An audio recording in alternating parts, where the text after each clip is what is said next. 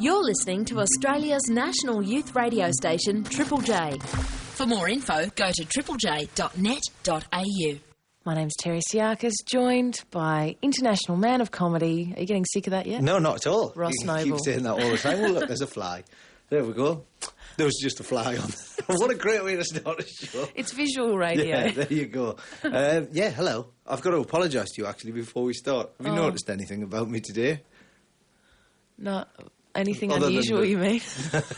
No, I've made a terrible... I know this is radio, and What have me you done? probably mentioning the fact that the studio is infested with flies isn't really going to affect, Well, it's you're an probably sitting improvement there. on yesterday because we got told off for saying there was no one else in the building. At That's least if true. there are flies here today. Yeah, what happened was, after yesterday, where I said that the building was unguarded, Yes. I've trained up a team of special robot flies.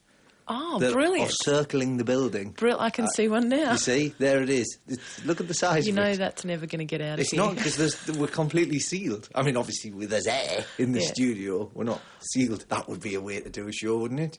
Well, it would be traumatic, really. If we sealed the... Now, let's try that. Let's seal up that door so we've got no air whatsoever, and then slowly, as we get giddy over the course of the 4 hours, just slowly edging our way. That'd be good. I reckon it would sound a lot like yesterday's show. In many ways.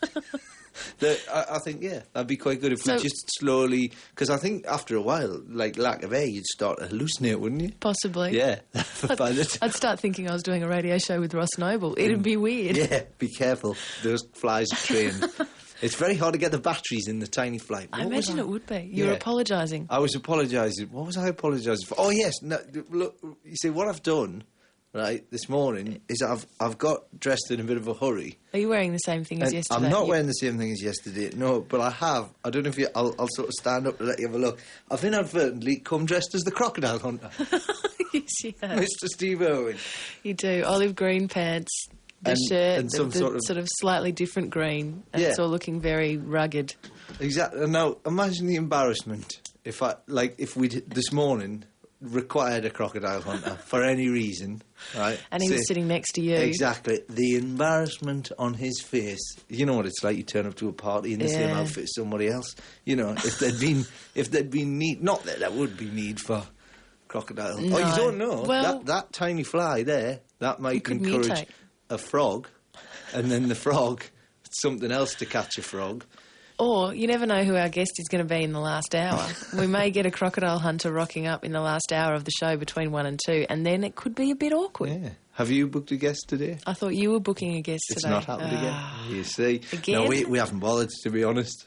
Well, it's going to be tough to top yesterday's. Yeah, if you weren't listening yesterday, we should recap. Yes. Would you like to do that? Obviously, you can do it if you like. Well, we were very unorganised yesterday and we didn't have a guest for our last hour. So all throughout the show we said if you know someone interesting, if you know someone worthy of an interview, it might be a celebrity, might just be someone who's led a very interesting life. And so yesterday afternoon we were privileged enough to speak to Robin of Country Victoria. She didn't give any further details than that because... She was magnificent. She was delightful. Possibly the greatest bit of guested chat I've ever seen. Well, Robin is a former escort who worked in England, whose boss was, what was his name? Rick Parfitt. Rick Parfitt of Status Quo. Who Allegedly, she claims. Yes. I mean, you know what we could do? We could just, if you want to ring in and just lie, just... I mean, don't. Obviously, I'm joking. But imagine that. Just ring up and just went, oh, yeah, I used to be a milliner for Slash from Guns N' Roses. Somebody's got to make his top hats.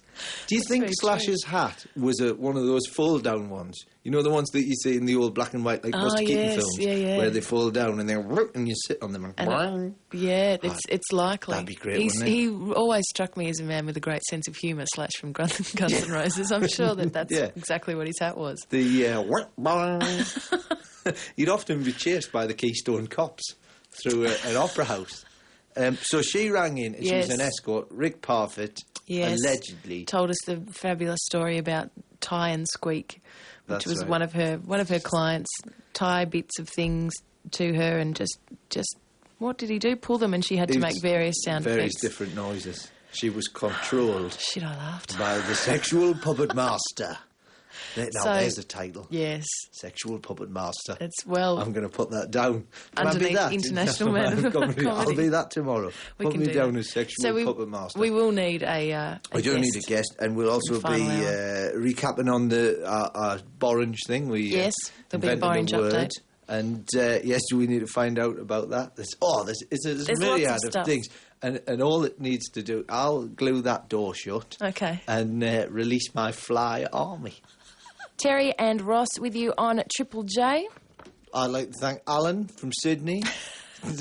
Yes, he was from Sydney. He was from Sydney, was he? People are on the ball very early for us this morning. I can't believe that. I hadn't even... I mean, you might have noticed some of the things I say, right? Yes. Leave my mouth, not necessarily before my head's had a chance to fully... Yes. Think it through or compute the information. Yeah, right? That's all right. Before, I did say that I was training up my very own fly army. Yes. To defend the building... and also keep things in order. That's right. And he rightly pointed out that surely if there were flies, it would be an air force. And not an army. And not an army. So, especially for you, Alan, I intend to catch that pesky fly and rip its wings off. So it becomes a land-based creature and therefore can join the army. Strictly speaking, there's only one fly in here, and that doesn't really warrant an army. Well, you've got to start small. Yeah, exactly. One fly with its wings pulled off. One fly with its wings pulled off that knows how to drive a tank, and you're halfway there. Somebody's only got to turn up with some kind of renegade band of spiders, and I'm knackered. You see? That's the cruelty of nature. So there, Alan, from Sydney. Yes, but thanks for that. Keep me on the... I'm surprised, actually, that our 10-year-old supervisor from yesterday didn't ring up. Yes. What was her name? Michaela. That's yesterday we got a call from Michaela, and she should be fairly... Have you noticed I have an inability to remember names in any shape or form? It's all right, but I have a very good ability of writing things down. Oh, I see. So that's how this is going to work so well. In fact, speaking of names written down... Oh, look at that link. See this book that I've been using here, The Who's Who of Australian Rock? Yes, for the band quiz. For the band quiz coming up later. It's great. The amount of things... If anyone didn't listen yesterday and doesn't know, they'd be going, wow, that show's jam-packed full of features. The features that they've got going there. Not some kind of, there's a book, this'll do. Somebody's written their name in the book, in the front of the book. Now, I used to do a thing all the time, still do when I'm in hotels, where I get a Bible and I write all the best, love God, in the front. It's just one of the things that keeps me amused. And don't you love it, right, when you get a book, it's a second-hand book, and somebody's written, and it's to somebody. Yes, and it's a like, little inscription kind of thing. To John, this book will always be a sign of our love. Yes. And then you get it in a second-hand bookshop and you think, oh, that went horribly wrong. I love that sort of thing. And it's the Satanic Verses by Salman Rushdie. Exactly. It just doesn't translate. Doesn't quite. Yeah. So ring in if you've got a book. Nice one. Yeah, see what I've done there? I see what you did there. Give us a ring in and let us know if you have a book, or... Like, if you've got a book that's got an inscription that's to somebody else, let us know what they've written. What are we going to do if we get someone listening to us who's working in a second-hand bookshop? We're going to have them on the phone for half an hour. Well, there's the guest for the final section of the show. 1800 055536 is the number to ring. And we have a bit of an update on the Borange issue. And also on the fly issue as well. Scott from, I don't know where. I've remembered his name, but I've forgotten where he's from. From a lovely home somewhere. From Canterbury, apparently. There's a surprise. And the Australia Zoo, Canterbury. And he's basically said that if you pull the wings off a fly, it becomes a walk. Correct. So strictly speaking, it wouldn't be part of the Air Force, it'd be part of the Army. Yes. But it wouldn't be a fly army because it would be then a walk. That's right. So I am in charge of a walk army. Just an army of pedestrians. I've decided now that I'm controlling an insect-based land force. Right? Okay. So watch the phones light up. Right. Well, strictly speaking. All right. Yeah.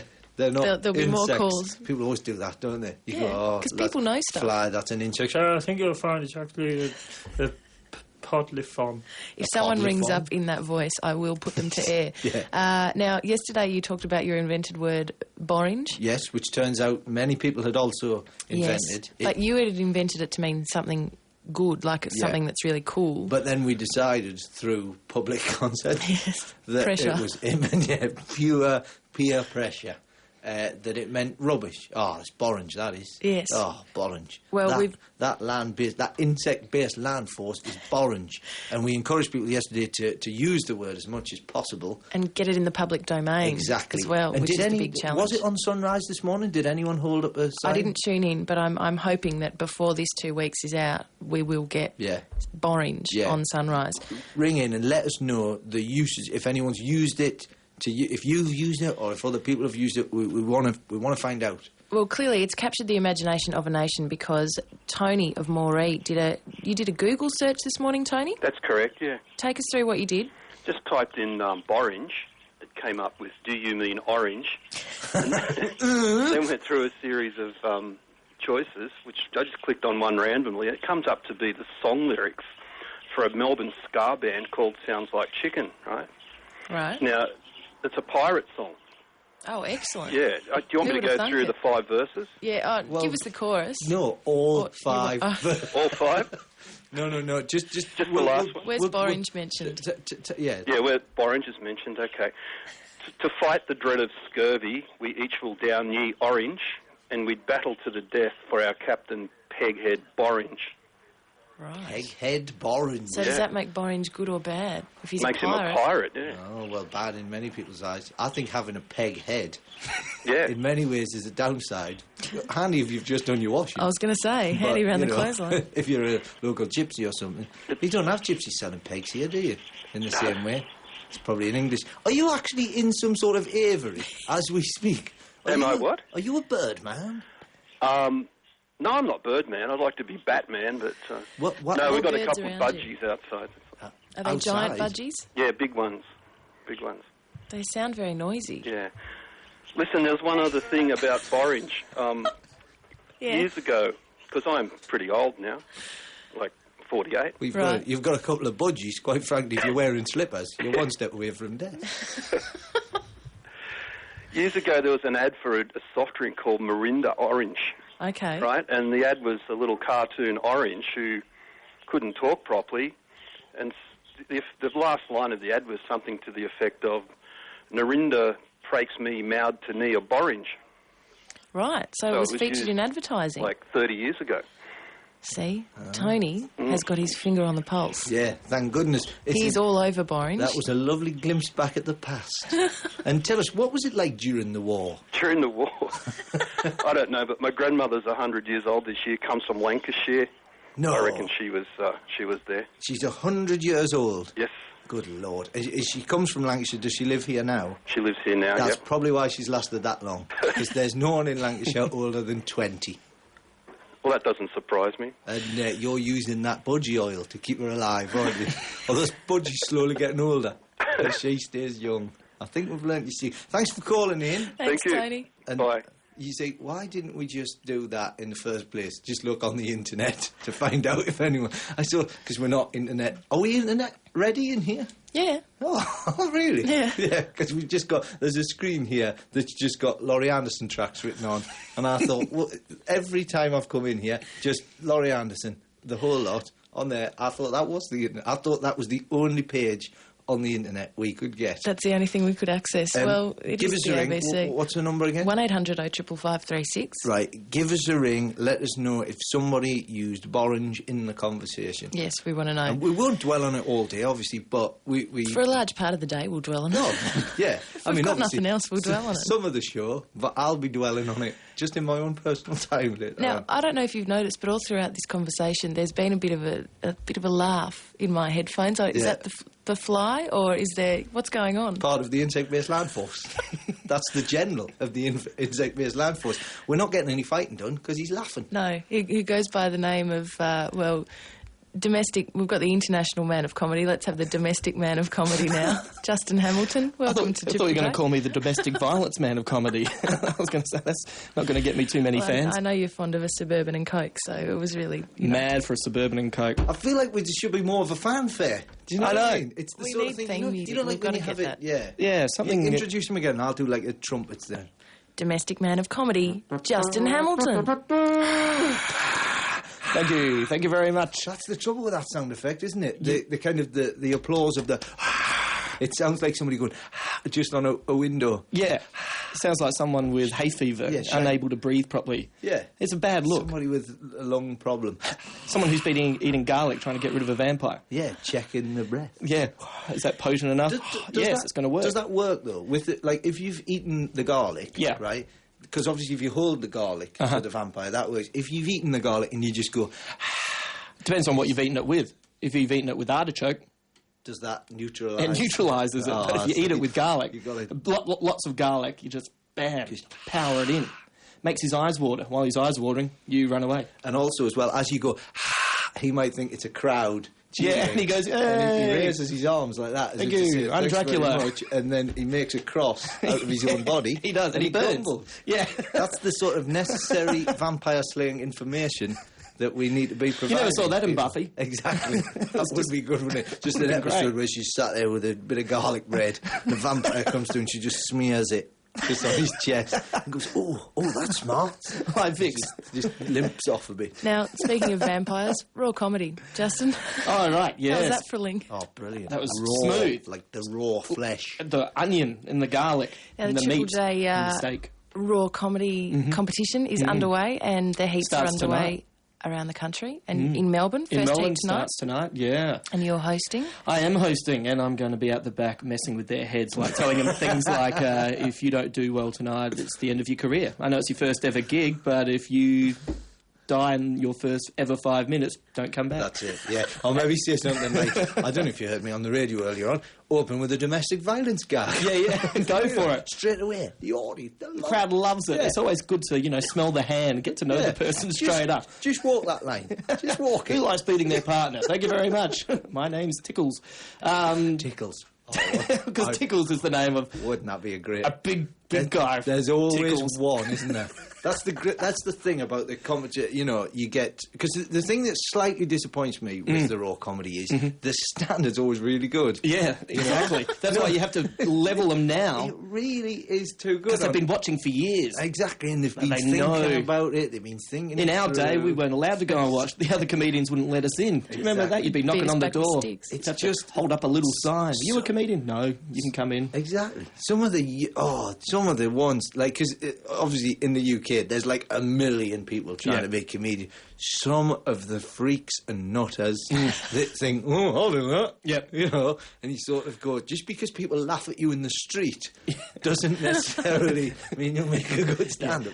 A mustard suit that hasn't been washed in 5 years isn't stand-up. Yeah. I always like the ones who, you're right, they're the ones who do well with their mates, and then they get up and then they just let out 5 minutes of vitriol and finish with a term like cum bubble, and you're left standing there going... Well, that's made me feel a bit dirty and weird about myself. But the way to remedy that is set it to music and standing ovation. That's right. Instant clap machine. Exactly. Guitar. Hey. Bit of a song parody. So it's the first one's tonight. Yeah? First one's tonight in Melbourne at 7 o'clock down at the Evelyn. It should be good. It should be at the Evelyn Hotel on Brunswick Street in Fitzroy. Oh. And all the heats are well underway, I understand, around the country. Yes, Adelaide starts up. I was in Adelaide over the Christmas break. Was that someone's stomach that just made a huge Yeah, that gurgle really noise? was mine. Oh, was that you? Yeah, I thought, what is that noise? That was great. That was awesome. That's fantastic. Well, I thought it could have been mine. No, but the thing is, I thought it was mine as well. Yes. I was about to own up to it. I was about to take a bullet for the team there. I was about to go, oh, sorry about that, because my stomach... Have you seen the film... That's the worst heckle I've ever had. What do you say to that? Have you seen the film Eyes Wide Shut? Yes. Right. Possibly one of the duller films. A lot of people, it's marvellous. It's not. It's no sorority, boys. Exactly. Oh, let's not get started. We've told this story every time we're on the radio. We tell this story. We went to see the film Sorority Boys, which is the worst film ever made. Right? All time. Even though it's got Harland Williams in it, who's one of the funniest men on the planet. The movie is the Comedy Festival a couple of years ago. Yeah, it's an appalling film. And we went to see it, and 20 minutes in, we were like, oh, this film's still on. And it's one of those things where every time I say Justin, we have to just go, do you remember Sorority Boys? It's one of those things where it's like we went through trauma. Nam. We were in Nam. But the follow-up to that is, I get home, I've been on tour, I get home after a couple of days, my wife's there. Now, my wife's got an insatiable desire for rubbish films. Right? I mean, it just really, she can... Some of the stuff she watches, I just get home and think, that's why I'm married her, essentially. And my girlfriend's the same. And she's mad for it. Yeah. Usually foreign films with stories about wheat being moved from one farm to another. Oh, you see, it was me. My wife prefers the made-for-TV. Reenactments. Something with Judith Light in it. Yeah. Something the Paul McCartney story, Paul and Linda McCartney story. She's more into things like, the Cradle of Tears. Things, they've got that sort of name to them. And, just the kind of, and what you doing? Shall we? No, Cradle of Tears has still got another 4 hours to go. And so I got back. I've been away for a couple of days, and she went, I watched this film the other day. I thought it was great. Oh, no. And I went, oh, what's that? And she goes, Sorority Boys. Right? And she said, and I went, are you sure? And I told her the story. And then she said, yeah. She said, we should watch it together. So we watched it again, right? Twice. But strangely, on the TV, like in the cinema, it was a traumatic experience. Because you couldn't escape. Yeah, the second time through, I was kind of getting into it. Oh, really? Yeah, no, second time through, I sort of saw it rather than going, it was more a kind of a... Seriously, I'd give it a try. Okay, I'll give it another shot, only because you asked me to. And if you're at home, just... have we got to play some music? You see, this is what got us in trouble yesterday. That 10-year-old rang in, stopped kicking off. We're not playing enough music. I'm sorry, we're not playing... Really? They're getting antsy upstairs? I'll tell you what Can we'll I just point out, when I make a hand signal, it's so that you don't mention it on air. Yeah. No, that could have been there was a small fire underneath the control panel. Oh, the insect-based land force is on the mark. But the thing is, what's the point in pretending? Do you know what I mean? Just if it's, if it's going, just go, look, we should play some music. Because it looks schmick. No, it doesn't. Schmick? I'm not even sure what that means. It doesn't look schmick. It looks, I just think, why should we hide behind the artifice of every other broadcaster? I see if you want to play a track, you just we should play another track, Ross Noble, Justin Hamilton and Terri Psiakis, yes, the inmates have taken over the asylum. Look out. I was at a gig recently, and it was... I'm ashamed to say it was a rocking gig, and I was this close just to almost air guitaring. Really? Yeah. And then and there were some people sort of looking at me like that, going, and I sort of stopped at the last minute. Because they'll ruin the gig.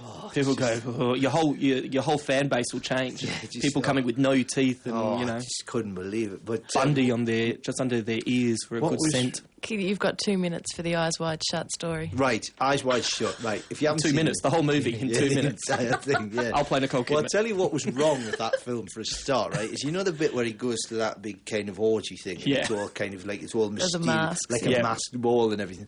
He goes to some fancy dress shop, and he goes in. He goes, look, I've got to have a costume for the for this ball. And the guy goes, right, here you go. He turns up. He's only got the same. He fits in perfectly. Do you know what I mean? How did that happen? Look, was there a standard... what would have been much better is if, they'd all have been... and the door would open, he'd been just a big chicken like that. Hey! Dressed as Wonder Woman. Yeah, come on! And... I did. Or you could have gone as Tom Cruise. I did, yeah. just would have made it very simple. I did a gig once. Have I got time to tell another story? You've got 1.5 minutes. Right, I did a gig once. We'll cut into the news. Yeah, exactly. That happened I yesterday. hope to God there's news. Last time I timed out to the news last week, there was no freaking news. Really? What, and just silence? Just silence. Yeah, but maybe there was everything, there was just nothing but good in the world. Yeah, they don't want to report the good. Exactly. It's such a negative station sometimes. So, sorry. 1 minute's not going to be enough, really, is it? Come on, give it a shot. We've still got a minute to finish off. Yeah, that's right. I suppose, yeah. I was Nicole Kidman, remember? That's right. I went to see Eyes Wide Shut, and I ate popcorn way too fast. And I hadn't had popcorn in ages. I'd been off the junk food, and I shoveled it down. Off the corn. And if you eat popcorn too quickly, it reacts with the body's natural acids. Really? And it started going, and it sounded like Yoda. It's like I'd actually swallowed Yoda. And I'm not joking. It made just to make you feel better about your rumbling stomach. It rumbled so much and so loud. My stomach, I'm not making this up, said, hello. Like that. It went, hello. to the point where the people in front turned around, like, hello. So, you know, it's not all bad. Justin Hamilton, good luck with the first heat of Raw Comedy. I want to overreact. Tonight. That's the best moment of my life. That's the funniest Where story. is it? At the Evelyn Hotel. Yeah, the Evelyn In Hotel. Melbourne. What time Fitzroy. does it start? Opens at 7. Be there. The show starts at 7:30. Come up and say hello. Ross Noble and Terri Psiakis with you, and we had a very special phone guest yesterday. Yeah. Some would say guest, some would say intruder. Intruder. Well, she's officially our supervisor now, Yeah. at her own suggestion. Do we have Michaela? Yes. How are you, Michaela? Intruder? Good. Great. Sorry, I didn't mean Intruder. it. You don't like intruder. I was No. It's only because you had a go at us for not playing enough music and for talking too much. And Well, I you're know- doing pretty good with the songs today. Are you Oh, enjoying it? You thanks. think we've got the mix of songs and chat just right now? Yep. Oh, perfect. And is there anything else that's annoying you about the show? No, not really. Oh, brilliant. So we've hit it spot on. So as a supervisor, you're happy with our work today Yeah. so far? You know that we've got another 3 hours of the show. Yeah. So is this your way of ringing us up early just to say, look, I'm listening, just watch what you do and watch what you say? Yeah, but I have one thing to complain about. Oh, I thought you might. This is the 13th time I've rang you. We're not answering the phones enough. No. Oh. You see, the trouble is, I think you might I have... knew I was going to stuff up today. You know, we've sort of explained, and I hope you get an idea of what's happening down here in our nerve centre. It's not all fly-based land Typical forces. management. No Yeah. idea what's happening at the lower levels. Yeah, exactly. You see, what's happened is, Michaela, right, is you might have an image in your head of us surrounded by a huge production team, a massive staff, all on the... Essentially, it's the two of us in a deserted yet heavily guarded building. And a fly. And we're still struggling to teach the fly how to answer the phone. You Yeah, see? the fly's so boring. Nice Oh, one. you see? Were you using the word orange yesterday at all, Michaela? On the phone I wasn't, but after I got off, yeah. Oh, brilliant! What did you do? How did you spread the word about? What did you say? How did you use Borange? Or I was telling my mum that used to are just so totally boring. And did you mean it in a good way or a bad way? Good. Oh, that's all right. Yeah, that's nice not too work. bad. Nice work. And do you hope that have you told your mum to use it? No, not really. She probably will though. Is your mum a yummy mummy? Is she a groovy mummy or is she very, she's top. Oh, She's cool. not strict either. I'm guessing that by the fact that you're allowed to just use the phone randomly. Because Yeah. are you allowed to just ring anyone you like? Sort of. Well, that's all right, isn't it? Because when I was your age, if I'd have even looked at our telephone, my mother would have hit me with a spoon. Oh my gosh. Yeah. But you came from the UK, didn't you? Yeah, but that's the law over there. Yeah, Australia's a free country, so we don't do stuff like that. All right, Michaela, well, will you keep listening to us and maybe we'll have a chat to you tomorrow and you can let us know about the rest of the show today and all that kind of stuff? Yeah, definitely. I've got a question, actually. As our supervisor, when's payday? When do we get paid this week? Because I'm a bit short.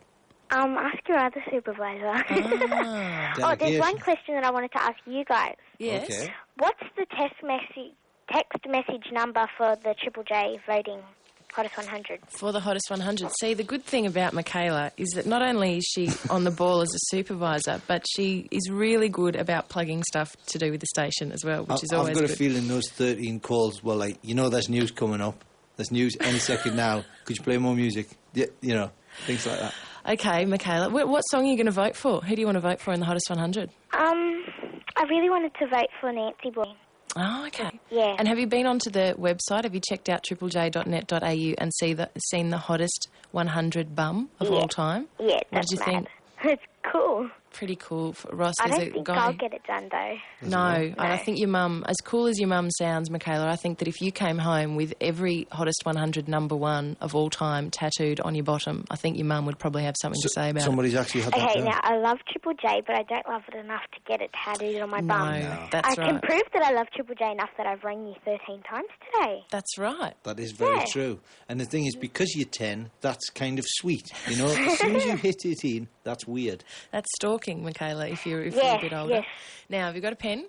Yes. The SMS number to use for your votes is 191 Yeah. 555. And you know why it's 555? What? Because that's Triple Triple J. Yes. That's pretty good. Or you can go to the website and vote, but that's your text message number. Yeah, but can I ask you one more question? You sure can. You know how you can only vote 10 times? Yeah.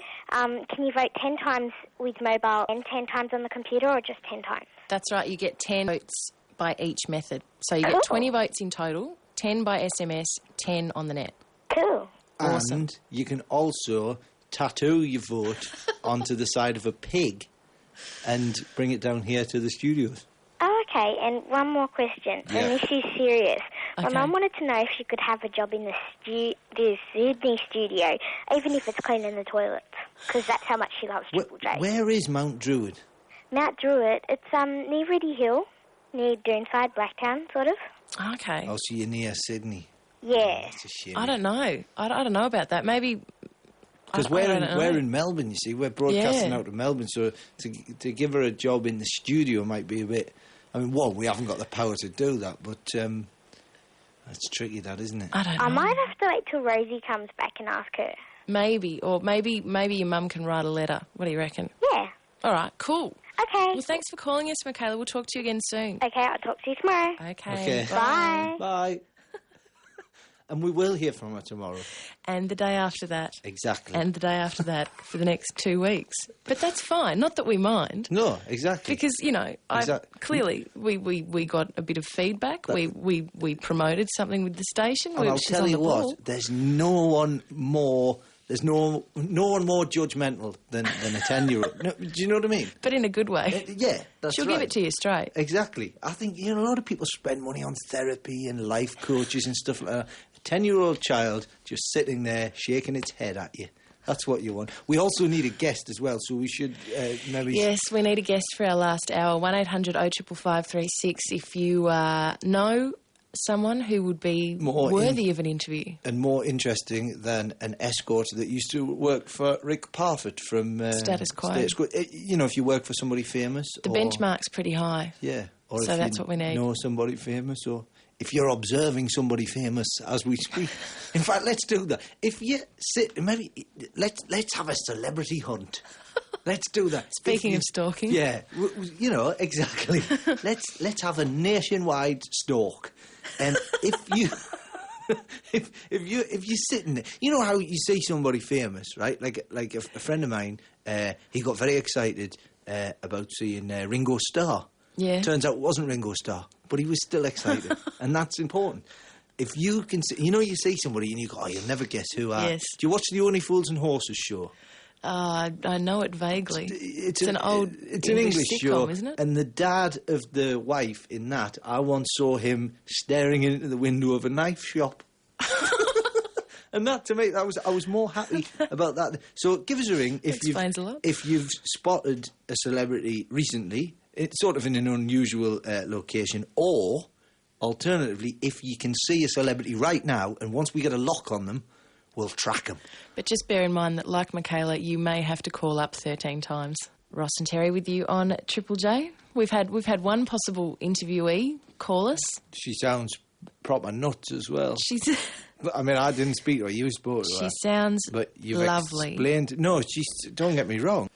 Lovely, but from what you've said to me... Well, she's a fairy. I can understand how you would have thought, hang on a sec. I'm hearing... In my head, I'm hearing the word... Boing. That's the only sound it's...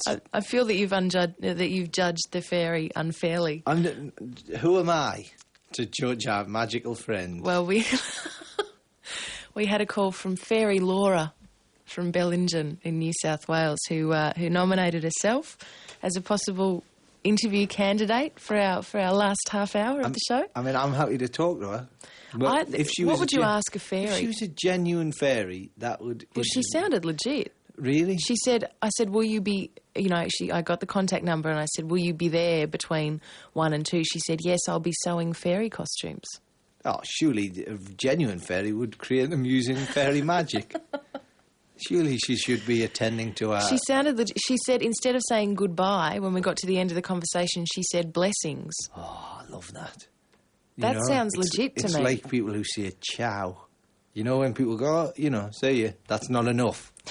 It's like people that say greetings. Greetings. I like it when people with very, very Aussie accents sign off with that. They go, ciao. Yeah. That is good, That's actually. great. Yeah. Ciao. Ciao.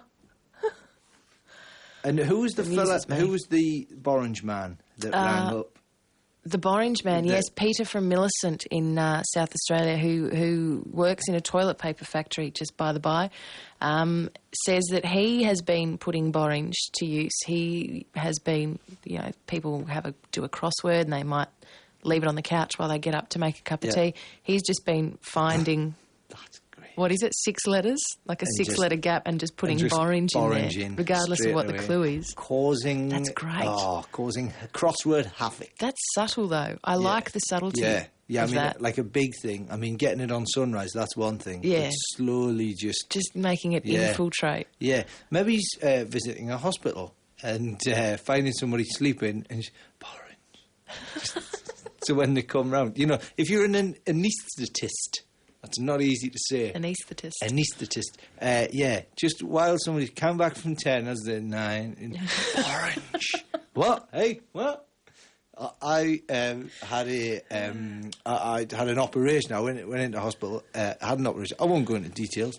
Why not? But I'd rather not. You don't want to hear the ins and outs of my medical history. But I went into hospital. And I had this operation, and it was the anaesthetist. Was it a caesarean? It was. Right. It was just to remove pies that I'd eaten, and I went in there, and the fella pushed me in. The anaesthetist. I can't really say that, but that was the chair, by the way, groaning. Just so you don't Not think my stomach like before. Yeah. And it was the weirdest thing, because I thought you had to have, in an operation situation, it had to be a sterile environment, right? Well, it does, doesn't it? Well, that's apparently... But, bear in mind, this was a British hospital I was in, and I basically pushed me in, and I was lying there, and, I had the drip in and all that. Yeah. And just before I went out, a fellow walked in with a birthday cake, like a slice of birthday cake. I mean, into the theatre. It wasn't quite in the operating theatre. It was in the bit where you get knocked out and then they wheel you through. And he walked in with a bit of birthday cake. He went, "There you go, John. There's your cake." And I'm lying there. And you're vulnerable at that point when you're lying there. It's, you're lying on the thing. You've got your... You're defenceless. Your robe over, but it's the one, with the arse hanging out and all that. Yeah. And you're getting a bit of a draft up there, and it's, it's putting you off your stride slightly. And the last thing I remember was him going, "There's your birthday cake," like that, like it was somebody's birthday, and he was having a slice, and he handed it over the top of me. And I mean, to my credit, I did turn to him and go, "Oi, I better not wake up covered in crumbs," which, and then that's the covered in crumbs. That was the last thing. And it's quite a weird feeling, actually, sort of threatening, just jokey, just having a little jokey threat. And then being instantly knocked out. Oi, you better not... Well, it kind of doesn't really give the impression that you're in any position to carry through the threat. I mean, when you're unconscious, there's not much you can do. Exactly. When you sort of... I will belt you. Oh. But handy in a fight situation if you actually had anaesthetic in somebody's arm ready to go. And they went, "I'm going to punch you in the... straight out." That would be the way to solve a lot of binds. We've had no takers whatsoever on the celebrity spotting. No one's spotting a celebrity. Nobody's spotted a celebrity, nobody's seen a celebrity.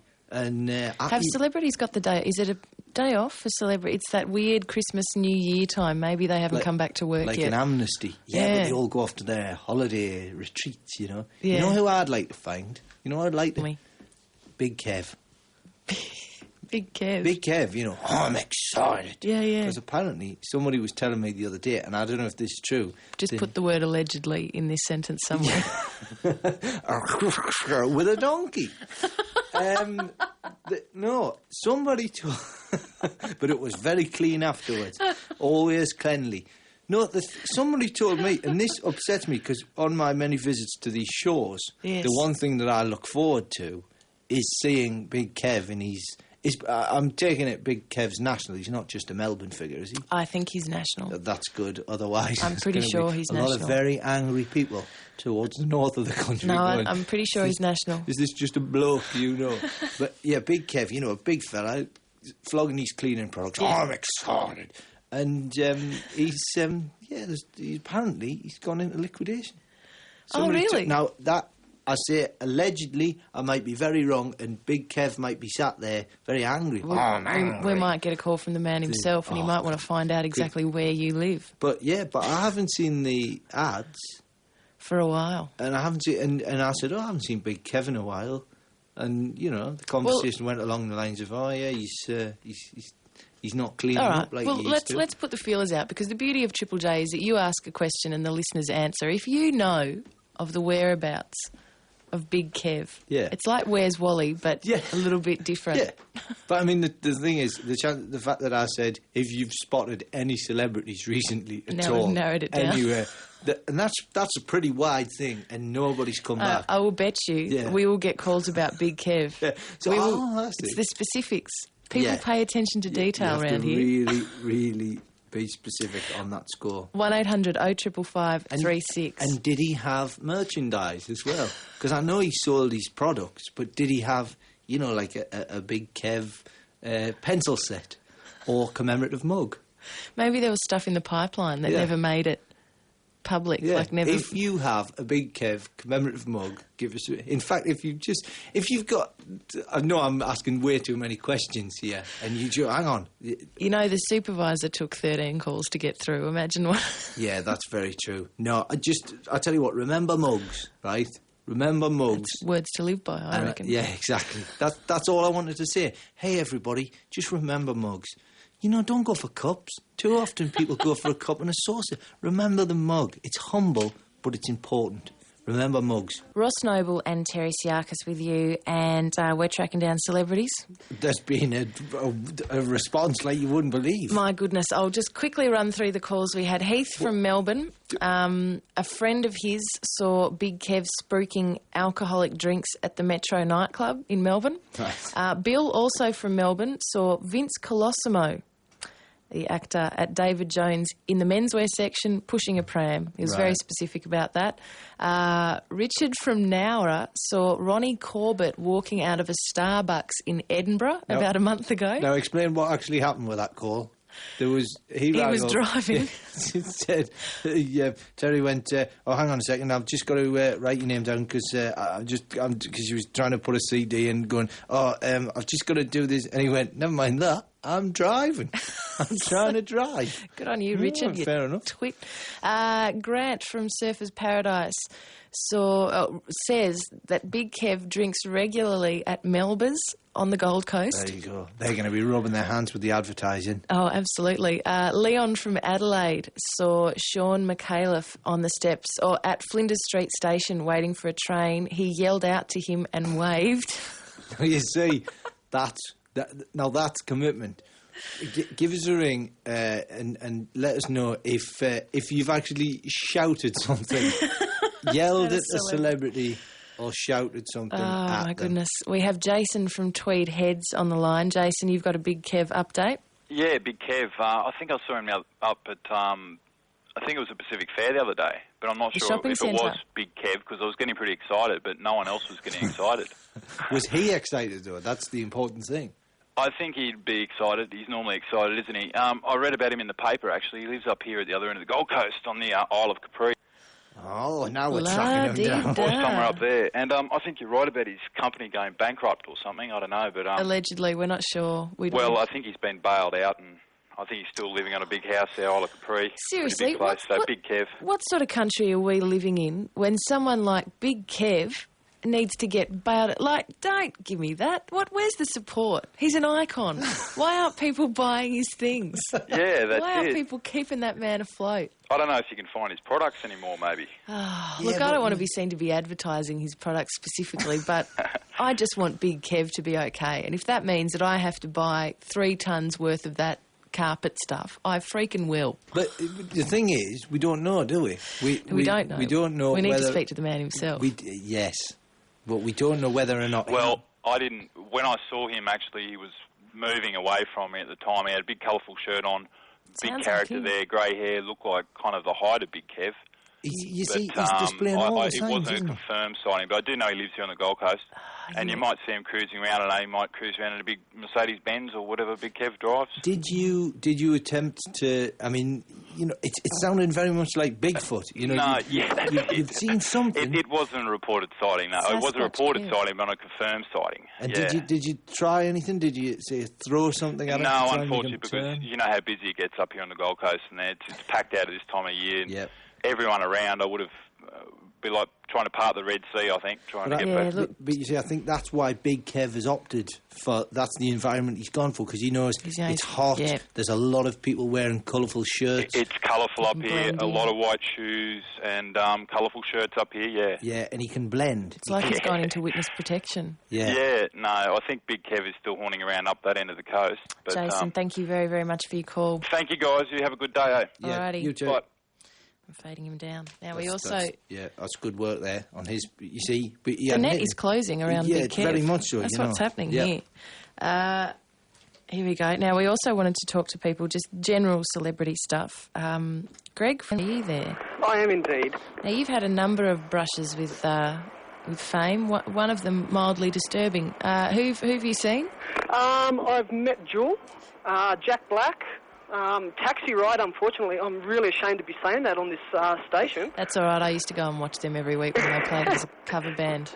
Oh, really? They were a cover band? Oh, yeah. Oh, cool. You couldn't tell, could you? No, no. And who else? I've met, most of the VJs from Channel V as well. Right. Now, what you had a particularly close call with Jewel. Yes, I did. She came to Canberra years ago for a spirit tour, and after the gig... she come out the back, and me and my mate were totally off our guts and just run up to her, ripping off our shirts, getting her to sign them. And I just looked at her and said, "Oh, can I shake your hand? I've got to touch her." And she put her hand out, so I shook it. So you touched Jewel? I touched Jewel. Why did you go to a Jewel concert, Greg? I haven't. Well, you know, I used to like her. And more to the point, how did you remember it was called the Spirit Tour? Was she contacting people's dead relatives to talk to them? Yeah. It was kind of like one of those clairvoyant things, you know. She gets up on stage and she doesn't sing the music. She just tells people what's going to happen to them, you know, what their lives are going to be and how they're going to die horribly. From what I know, I have very limited knowledge of Jewel's music, but from what I know of it, it's quite, you know, it's quiet and it's quite sedate and whatever. Were you and your mate the only two drunk guys? Oh, no, we weren't drunk. Oh, right. Yeah, the other off your guts. Oh, right. So you were even classier. So you were definitely the only two, because everyone else would have been about 14, I'm imagining. Yes, that's correct. Good on you, Greg. Either 14 or 30. Yes. Yes. All right, thanks for your call, Greg. Well, thank you. And you're working at a bottle shop, aren't you? I am. It's very boring here today. That doesn't surprise me today. Yeah. Anyway, thanks for your call, Greg. I'm fading you down. Bye-bye. That's great. Just nutbag. You used to go and see Taxi Ride. Oh, I know. On a weekly bit. Hey, they weren't Taxi Ride then, all right? But what? I was very young.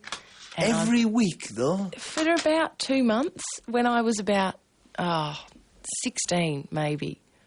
15, 16. Yeah. They weren't Taxi Ride. They went they went on to become Taxi Ride. And I maintain when they were singing other people's songs, they did a bloody good job of it. Really good. Not their own. Yeah. Not their own. Not much chop. Are there any Taxi Ride cover bands? I don't know, but I know that one of the guys from Taxi Ride is now working and writing with Millsy on Millsy's album. Hey, did you miss the Millsy Australian Idol thing? Yeah. This is one of the Australian Idol finalists who was more famous for getting it on with Paris Hilton than for actually doing anything else. Which year was that? Because I'm familiar with 2 years ago now. The Sebastian. He was in Sebastian's alumni. Yes. Sebastian, and that was Guy also Sebastian. the Noel. Shannon Noel. Shannon Noel. I've Yes. met the Noel. Oh, there's my celebrity sighting. You've met the Noel? I've met the Noel. Right. Oh, yes, very much What so. we might do is, what if we play a cheeky little track, and then we'll squeeze in the Noel story before There's the no news. story. That's it. That's it? I've not met the bast, as I like to call him. So what, you just shook his hand and went, ticked off, yep, I've met the Noel. That'll do. There we go. I was hunting down all of the idols one by one. Is he just... I'm not being rude about the man, but is Guy Sebastian the most terrifying-looking human being you've ever seen in your life? He's terrifying. What do you mean? The hair's a bit out there. Take the hair off. Terrifying. Look at the face. You can't say that. No, of course I can say that. He's terrifying. I mean, like the Noel, he's a regular guy. Sebastian, what is it? He's like, just, don't fade the mic down because you're laughing. Just don't try and get out of it, claiming that when the bast comes after me, you had nothing to do with it. He's the most terrifying human being on the face of the planet. Look at the face, right? For a start, right, the size of the hair in comparison to the head, I mean, that's fine. I don't mind that. But look at these tiny little features, all very close together on the face. And the teeth. He looks, like, especially when he was fat, because he was a lot fatter. He's a bit buff now. Yeah, and that's a shame, because when he was fat, the porky cheeks they engulfed the features, and with the mouth. You know what he looks like to me, the bast, when I see him? I think he looks like he could gnaw through wood. Do you know what I mean? That's all I can... He's on there, giving it all that, ooh, I'm loving ladies and all that, and they're nibbling, gnawing and nibbling and building dams. He unnerves me. Right, now we've got Michael from Newcastle on the line. You've got a very special celebrity sighting, haven't you, Michael? Yeah, Shannon Noel and his band played at my mate's 21st. Your friend's January 21st. last year. And what was that experience like? It wasn't too bad, much like the taxi ride thing. They were just a covers band. Yeah? But, yeah, overall not too bad. And did they let you get up and sing a bit of a song with them? Yeah, we got up there, nude, a bit naked. All the boys got up there and sang with him. Hang on, a bit naked? A bit, very naked, actually. Yeah, you're either naked or you're not. You've got to commit to it. We were committed. Now, when you say when you say you got up there and you were singing with them, they let you get up naked. Did you sort of ask, or were you naked and then you got up? How did that? We were naked, running around, and then got up on stage, and he handed us the microphone.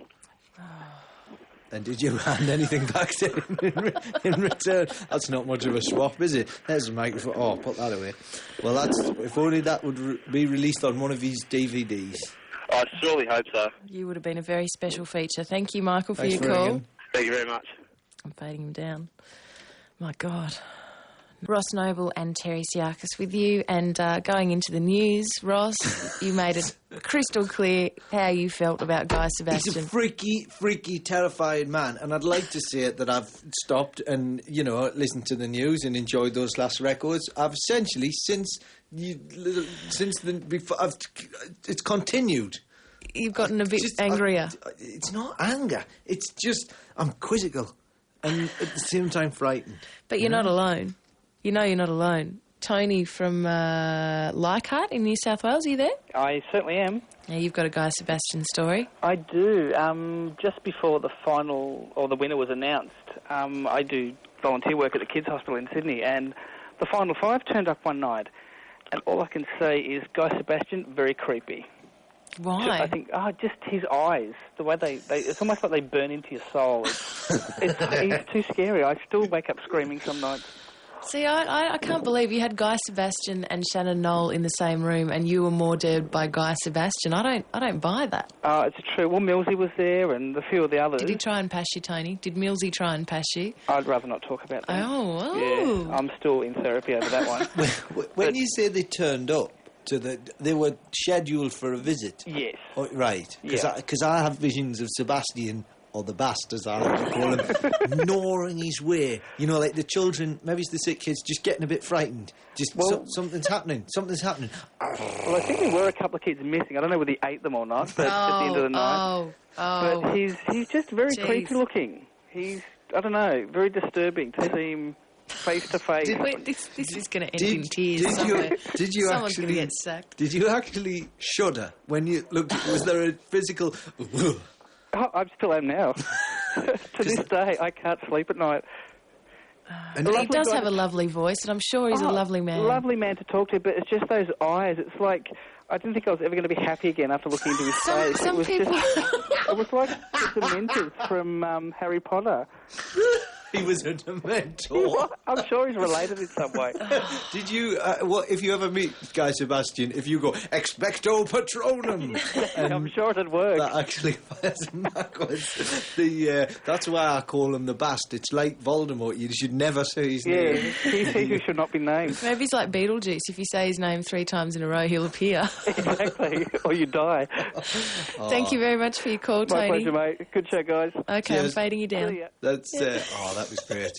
And what's great as well is like the fact that there's a guy, he works with kids, he volunteers at a hospital. He's a good man. When it comes out of my mouth, people might think, oh well, it's just him going blah blah blah. You see, I'm a bit random. There's a man who clearly is a caring, he's a normal human being that lives in the real world. You know, there's lots of people that like him. I'm not defending him. I'm just wanting to maintain the. You changed your tune all of a sudden. It's just slagging off Delta Goodrum. Delta the other day, and then all of a sudden. Oh yeah. Talk about eyes that burn into your soul. No, you see, Delta is nothing but goodness. Get out. No, but the Bast. It's pure liquid. What about evil. the Delt?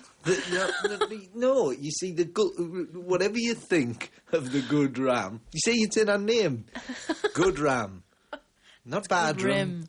Oh, well, good ram. Let's say. Stop right there. Tom from Canberra. Are you there? G'day. Hello. How you going? Not too bad. Now, you've been... what do you reckon about Guy Sebastian? There we go. Let's kick this off. Oh, Guy Sebastian. I don't know. I don't have many experiences to do with him. I don't think I want to either. But when you look at a picture or see him on the television... Wait, is Guy Sebastian the one with the fro or the one without the fro? Oh, he's the one with the fro. Oh, the one with the fro. Does he make him physically sick? That's all I'm asking. It's not... Tom, it's probably best not to answer. Yeah. You have been very busy with the word borange. Yeah. You used it in the public, yesterday arena yesterday? I was inspired by, the call to put it out there. Yeah. Yeah.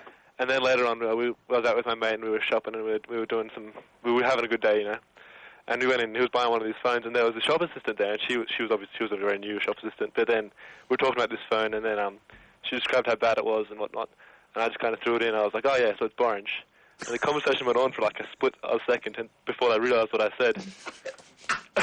Brilliant. And then they got back, they kind of looked at me like bad, and then they was like, throw it into your vocabulary, you'll look cool. And it was very funny. Good on you, Tom. Oh, brilliant. And if she's new as well, she's probably going to use that every time she shows somebody. Oh no, this one's orange. You want to get this one. But wouldn't it be good if she actually worked? I don't know which shop it was, but if she was in the orange shop, and she was going, this one's orange, and there's somebody slightly deaf going, I know, that's why I came in. That's why I'm here. Yeah. Oh, that's excellent. Well, thanks for using that. And as a little treat for putting it out there. Would you like to take part in the Guess the Band quiz? Like yesterday? Yes, indeed. Exactly the same. All right. You just have to say if it's a band or not a band. If you get... we'll keep the scores. If you guess more correct than you get incorrect, then you do win a prize, which I still haven't bought, but I will buy. You've had 24 hours nearly. Look, it was a very busy day for me yesterday. I got home and I didn't realise we were having guests over to the house, and I didn't have a chance to nip down my local hardware shop and buy whatever it is. All right. Hardware. Yeah, it's going to be something. I'm not sure if I want it. Okay, yep. Hardware? Are you joking? It could be anything. Okay, yep, go for it. Yeah, all right, here we go. So, basically, it's dead simple. I ask you the name of a band. You have to say, it's a band, it's not a band. Right, here we go. Human Backs. Not a band. It is a band. Oh. Where's Broderick? Band. That is a band. Ooh. The Whippersnappers. That's a band. It is a band. Oh, you knew that one. You were quite definite about that. Yeah. Can you hum us a few bars from the Whippersnappers? No. All right. We like Whippersnappers. I've got a sore throat, yeah. Okay. Put that down. A band. It's not a band. It's clearly made up. It's an instruction. It's not a band. Yeah, that was just something that was going on in the studio. The self-winding principle. A band. It is a band. Ooh. White Trash Mamas. A band. It is a band. Serpentine. Not a band. It is a band. Living with Robert. Not a band. It is a band. Is that a Cure cover band? Rick So hang on a sec. Here we go. Was that one right or wrong? That was a band, and he said it wasn't. So he was wrong. Okay. Yeah. But Terry, what's the score? What's going on? No, you just keep playing, Tom. We'll let you know. All right, through. A lot of people would only do like 10, not me. I enjoy coming up with the names. and the other thing is as well, somebody called in yesterday and said that they're thinking of names for their band. Any of these which aren't a band, have it. Use it. Have the names. Right, here we go. Is this a band or not a band? Rick Parfitt's Dodgy Business. A band? It's not a band. Weren't you listening yesterday? Right. Hug Bubble. Not a band. It is a band. Oh, jeez. Right, here we go. Room of Wrongness. A band. Not a band. Oh, gee, I'm not going Made to it up. No. Here we go. Horses on Horseback. Not a band. It's not a band. Yes. That's a pretty funny image there. What is amusing me is that Ross has written these and they're still cracking him up. Horses on Horseback. It's physically impossible. Even if it was a Shetland pony on a Clydesdale. Don't go into too much it's thought not of going to it. happen. Right, here we go. You've only got a few left. Here we go. Dance with a Log. A band. Not a band. Oh, Tom? Here we go. Phone Corn. Phone Con. Yep. Not a band. Not a band. Yes. China Balls. Not a band. Not a band. Sunday Painters. A band. Right, you've only got 2 left. Was that right, that one? Did you say not a band? You said a band. Oh, Sunday Painters are a band, yeah. Yes. Right, 2 left, right? Where's the Pope? Not a band. It is a band. Oh. It's a genuine Australian band from the who's who of Australian rock. And then the final one, Pump Me Cracknell. Not a band. It's not a band. There you go. All right, you feel well, I Right count. then, okay then. So basically, you know, that one there, Where's the Pope? That is a genuine band. I've lost the page now, but I'll have a quick. What is this book that you're reading from? You're never going to guess what's happening. It's a book called Who's Who of Australian. It's not a tie, is it? It is a tie. Tom got 9 right and 9 wrong. Okay then, right? You ready? I'm going to give you one more title. You've got to tell me if it's a band or if it's not a band. Have you got them? All right, I'm ready. Webster's Bazaar. A band. It's not a band. Oh, you lose, Tom. Oh, you see, stumped again. I can't believe that. Look at that. You were so close. That means the prize is the big prize pot is carried over. Does it grow larger like a lotto? Yeah. Well, Come on. Thank you for playing, Tom. And your final question, Ladytron. Is that the name of a band That or is not the a name band? of a band. Correct. Thank you for playing. No problem. It's been a very bodily day. We've had my stomach growling on air and you coughing. That's all right. I knew that by sealing off all the oxygen to the studio that eventually it was going to affect our bodies in some sort of way. There were bound to be problems. It was when Justin came in earlier on as well. Justin Hamilton, yes. The air rushed in and then It threw things out of whack. It's weird. Let's not do that again. That was the presets with The Girl and the Sea. And before that, out of Liverpool in the UK, we heard from Ladytron with He Took Her to a Movie. Now then. Now. Talking of celebrity sightings, yes. I can claim one there. Really? I shared a dressing room with Ladytron. No. The ladies from Ladytron. The Ladytron ladies? Yeah, sadly Tron from the popular 1980s film. He wasn't there on his side of his bicycle. But yes, I did a television show in the UK. Ladytron were one of the other guests on the show, and it was filmed in a pub, like an old-style pub, at various different rooms. And how's this to add a little bit of intrigue into the mix? Yeah. They put myself and Ladytron, the Libertines were underneath us. Name dropper. We're talking celebrity sightings.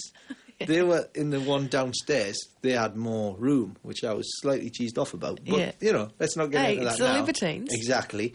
And there was myself and Lady Tron were put in this room, which had a big bath in the middle of it, you know, like a big sort of steel bath. Yeah.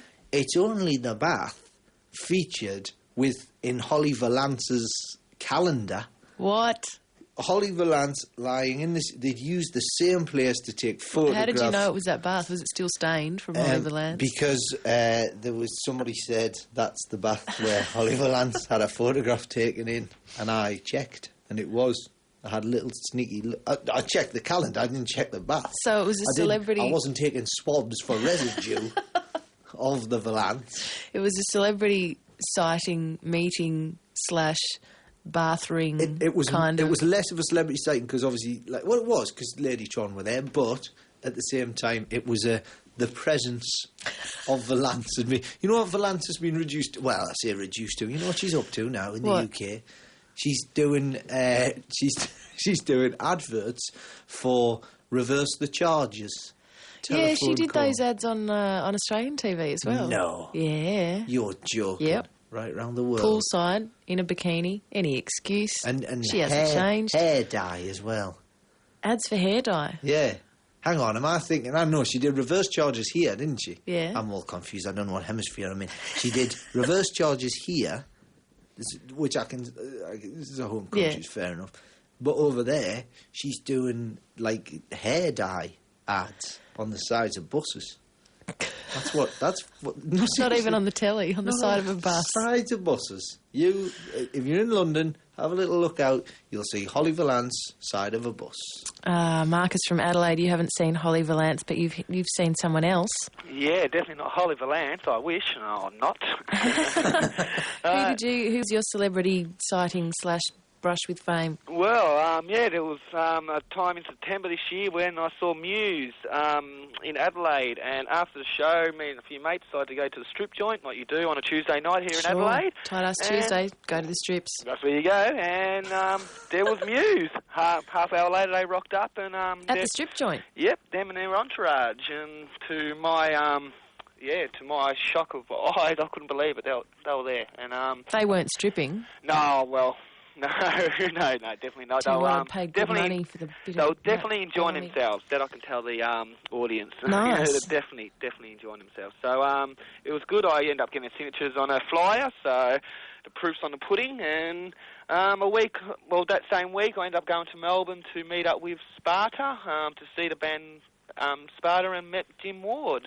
At the drive-in? Yeah, from At the Drive-in, X-Actor Drive-in. Yes. And the rest of the Sparta and members of At the Drive-in, and what an experience that was. And that night they dedicated me a song, and wow, that was a turning point, yeah. And then a month later I went back to Melbourne to see Mark Lanigan and the Bronx for my birthday, and during... the Friday afternoon of the Bronx, I bumped into them all when they invited me back for sound check and to party on backstage with them, and I ended up partying with the Distillers, Brody from the Distillers, and and the Bronx. I don't mean any disrespect, but are you a dealer? Oh well, yeah, you could say that. Nah, I'm joking. I'm a Band-Aid. You're part of the rider. By the sounds of things. Well. You could say that was my 30th birthday. I've been working in the music industry for 10 years, and I decided, well, after 10 years, I'll do this for myself. There was 2 months of just going backwards and forwards and partying and whatnot, and it was just a crazy 8 weeks of just meeting people that I never thought I'd meet and having songs dedicated to you and whatnot. But biggest highlight of my life was probably meeting Dave Grohl about 4 years ago. That was the biggest highlight, meeting the Foo Fighters. And You've raised the benchmark.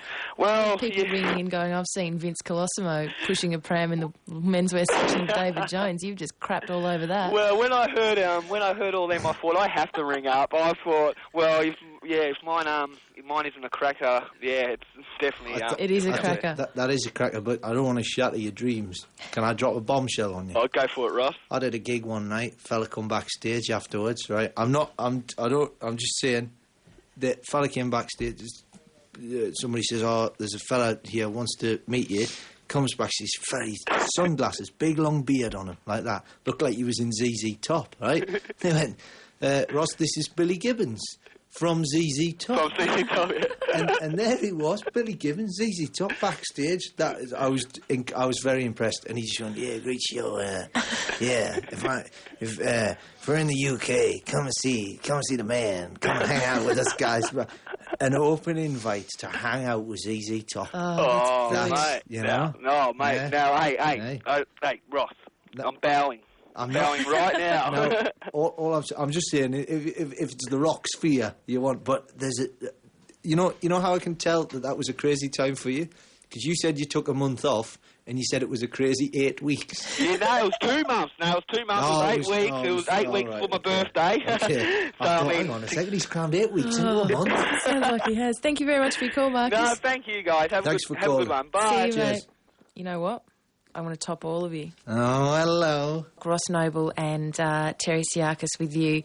And look, I don't want to sound wanky with this I've Met Oasis story. No, look, we've already established it. Started off, we were just seeing who we were trying to track down a celebrity. Track down celebrity. Essentially, it's turned into a sort of Who weekly on the radio, and that's fine. Which is fine because I'll tell you a story in a bit. The gloves are off now. Okay.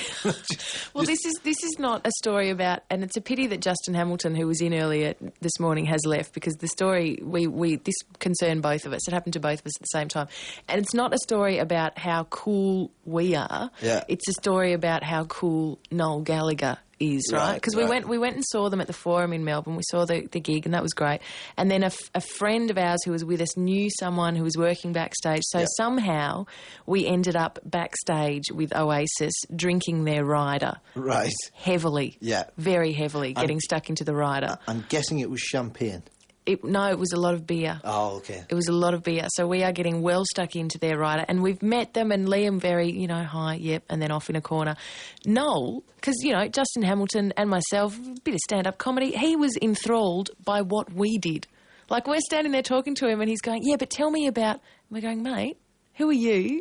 Who are we? Like, that was quite amazing that he wanted to know what we did. This is Noel, is it? This is Noel. Yeah, Noel's really into comedy, actually. Yes, well, knew all about Eddie Izzard and wanted to, talk about that kind of stuff. Yeah. Anyway, we've then moved from backstage at the Forum to the hotel that they were staying, and we're thinking this is now like something from a movie. Yeah. Like, we're in the roped-off bit behind. There's a piano bar. There's a guy playing piano. As we walked into the piano bar, Noel turned to the person walking next to him, and I overheard him say, if he plays fucking Wonderwall, I'm going to deck him, right? This was great. This is fantastic. Excellent. And then we've proceeded to have a few more drinks, whatever. We managed to nearly talk Noel Gallagher into coming with us to perform karaoke at a bar in Brunswick Street in Fitzroy, in Victoria. We were telling him we were only going to sing Blur songs with him. And the only reason he said no was because he told us that he wasn't allowed to do stuff like that anymore because of one time when he'd been out of control, very drunk, out in public, had been photographed somewhere in Germany coming out of a nightclub on the shoulders of a midget. And apparently his publicist had said to him, that's it. From now on, you don't go anywhere that I don't tell you you're allowed to go, that's it. Right. And that was the only reason he wouldn't come with us. He said, we believed him, we were drunk. But, great guy. Yeah. Let us drink his beer. I can believe that. There's on the karaoke subject, and this is singing Blur songs. This is name drop central here, and just please feel free if you in any way don't want to hear it, just walk away from the radio now, because about 2 months ago, and it's a long story, but I ended up in a club with a bar thing place, roped off. With the band Embrace. Yes. Are they played? Vaguely, yes. The indie band. Anyway, I was in this place with Embrace and the Irish Prime Minister's daughter. Right? No, that's just setting the scene. Right. So we're in there, we're having a great time, and next thing you know, there's a bit of a music thing happening, guy with a guitar and a keyboard and stuff in the corner. Somebody gets up and starts singing the karaoke. Who's that over there singing It's only Pierce Brosnan. Pierce Brosnan on the karaoke. What was he singing? Was he singing the theme from GoldenEye? He was singing My Way, funnily enough. The Wouldn't that be great if you did some James Bond classic? That would be brilliant. Speaking of, celebrity sightings and connections and 6 degrees, Roland from Perth, are you there? I'm here, yeah. You are. Now, yesterday we were talking about our special interview in the last hour of the show yesterday was a former escort who worked for... I keep forgetting his name. Rick Parfitt. The dude from Status Quo. Rick Parfitt, the guy from Status Quo, who not only organised a bit of an escort agency, but on the side... Allegedly, and in organising a dwarf-tossing event in... Was it in Perth? No, did he? I thought she said that she only... No, the escort girl said that he just showed her newspaper clippings because he was fascinated by it. Yeah. Or he was involved in it somehow. And you've got a connection to the dwarf-tossing event. Yeah. I used to be a bartender up north in Karratha in Western Australia, and my boss at the, poorly titled Karratha International Hotel... Yes. He used to do promotions and stuff at Pinocchio's in Perth, which is now the Monkey Bar, if anyone knows it. Right. And he used to bring this story out a bit, saying how he organised this whole midget throwing thing, and then he called it midget tossing, which sounded a bit, I don't know, dirty. Yes. I think it's dwarf tossing as well. I think midget is a derogatory term. Yes. Yeah, but no, because dude, I was watching The Office last night again. And, anything you've seen on The Office has to be true. Yeah, for sure. And they were saying how I think midgets have proportionate arms and legs, whereas dwarfs are, different in that their arms and legs are massive, but their bodies are small. Anyway, so what's your what's your connection to after all that? You used to work at this bar when your boss organised the event. Is that right? Yeah, and he was saying how the day after it was in it was all over the newspapers. It was on Today Tonight or Current Affair or whatever they had back in the day. Because this was 25 years ago or something like that. And it was apparently a big controversy. And they're saying they got this midget. And they fitted that, they had a bicycle helmet on his head or something like that, and they kind of rigged up this harness, kind of like a vest or something, but with these handles on the back. Sounds a little bit harsh. Yeah, and they were just getting these massive dudes to come in, pick him up and throw him across the room. Right.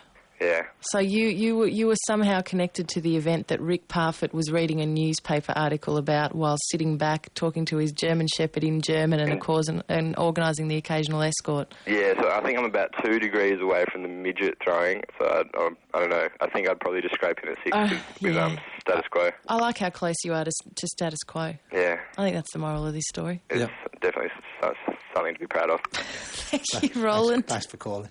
A little bit too much detail about that. Yeah, do you think he was sounding slightly aroused as he was describing that? He was getting I don't know, but sometimes you have a chat to someone off air and they say something in the space of the 30 seconds that you speak to them and you go, that is great, we're going to put that to air.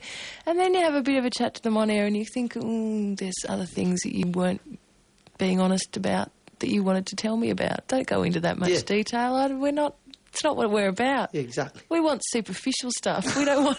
We don't want the exact proportions of the harnesses used, And it makes me feel bad because I feel responsible for that. Give us I faded him down, though. Yeah, you did. It was an audible fade, and that was a beautiful passive-aggressive move on your part. If you are a dwarf and you're listening in, then what? No, you can do that. No, seriously, then give us a ring and let us know what the...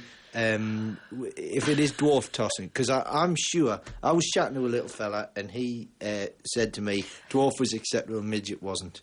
Just as the, So, if you were one of them that got chucked, tell us about it. Did you meet Rick Parfitt? Did he also try and send you out on dates with businessmen? Allegedly.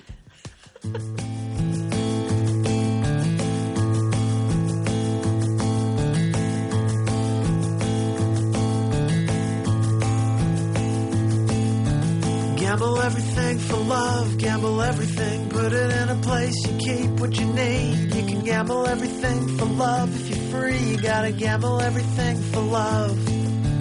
Maybe you're cold, baby, I could wrap you up in my love. If you want it, you can gamble everything for love. If you want it, you can gamble everything for love.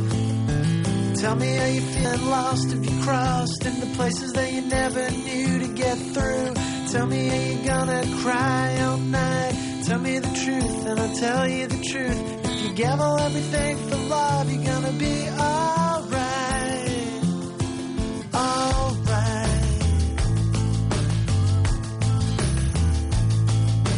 Make a list of things you need, leave it empty except for number one. Right love, gamble everything, keep it under lock and key. If you want it, you can gamble everything for love. Love me with an open heart, tell me anything. We can find a place to start to gamble everything. We can set this thing apart, cause we're gonna gamble everything for love. Tell me, do you lose your way each day? Other people you don't recognize, do they lie? Tell me, do they make you feel too real? Tell me the truth and I'll tell you the truth. If you gamble everything for love, you're gonna be alright. Alright.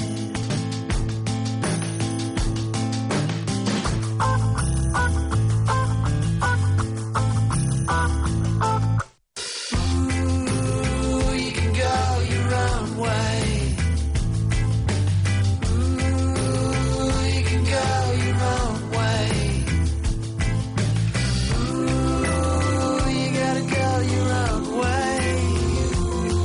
If you gamble everything for love, if you gamble everything for love, gamble everything for love, gamble everything, put it in a place you keep what you need. You can gamble everything for love. If you're free, you gotta gamble everything for love. Tell me, are you getting hurt? Is it worth it? Tell me, are the people strange? Do they change? Tell me, are you letting go? Do you know? I'll tell you the truth if you tell me the truth. If you gamble everything for love, if you gamble everything for love, if you gamble everything for love, you're gonna be alright. Alright. Ben Lee with Gamble Everything for Love on Triple J. We are still taking calls for our guests for the final hour, 1800 0555 36. Listening to Triple J, it is around about 10 minutes past 1. We are still talking about brushes with fame, celebrity sightings. We are still Ross and Terry. We are still Ross Noble and Terri Psiakis. We're still looking for an interview subject. We're cutting it fine. Yeah. We're cutting it fine. Yeah. We want to do an interview, you know, in about half an hour maybe. Something like that. You got to be able to top a former escort who worked for Rick Parfit. Thank you, from Status Quo. Have you had any dwarfs? No, to my knowledge, no. No. I could have made a terrible joke there. You can't reach the phone, but I wouldn't. Oh, no, you wouldn't do that. I would never do that. Someone who has reached the phone is Michael. Where are you calling from, Michael? Calling from Sydney, Terry. Calling from Sydney. You have a very, well, it's a bit of celebrity sighting, it's a bit of brush with fame, it's a bit of you being famous. Tell us your story. I was going back about 10 years and I managed to score a spot on Hey Hey Saturday doing some red faces, had a bit of a stand-up routine. And I was up against a bunch of girls that were playing the recorder through their nostrils dressed in ballet costumes. I still managed to lose. And on the bill was Tom Jones. And we were sort of huddled into this little room and told, you know, you'll see celebrities walk past this door. Don't go near anybody. Stay in here. Don't touch the celebrities. Don't, just stay right away from them. So I was sort of huddled in with these girls. I think the average age was like 6 or 7.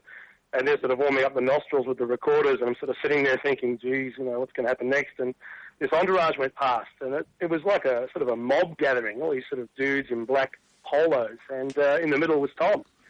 And he stuck his head in and said, good luck to everybody, and I seized the moment, went over and said hello, and asked for a photograph. And one of his boys jumped in the middle, put the hand out and said, no photos, sir, just stand back and stay in the room. And Tom said, no, let's get a shot. So I got a photograph, and for one little moment in history, shared the bill with Tom Jones. Nice work. Yeah. I thought maybe the security guards were saying no photos because I thought maybe Tom Jones was like, you know, vampires. They don't photograph well. They don't like it. They don't like the light. I don't know. He's got that otherworldly thing about him. He's very tanned for a vampire, though. Very tanned. There was a whole vibe there. On the same bill was Paul Hester from Crowded House, and Crowded House had just disbanded, and he was doing some solo thing. And I remember Paul Hester walking past, sort of getting the sticks and getting ready and gnashing his teeth and playing air guitar to himself in the corner of the hallway. I don't know if he was actually in the moment there, you know. So it was a really bizarre sort of vibe. He was in someone's moment. And Tom Jones didn't have a crack at putting the recorders up his nostrils and giving that a burl? No, there was none of that going on. As I say, I walked out in shame. I lost to the girls and got a score of negative 72 from Red, and my stand-up career came to an abrupt halt. And you've never forgotten it, have you?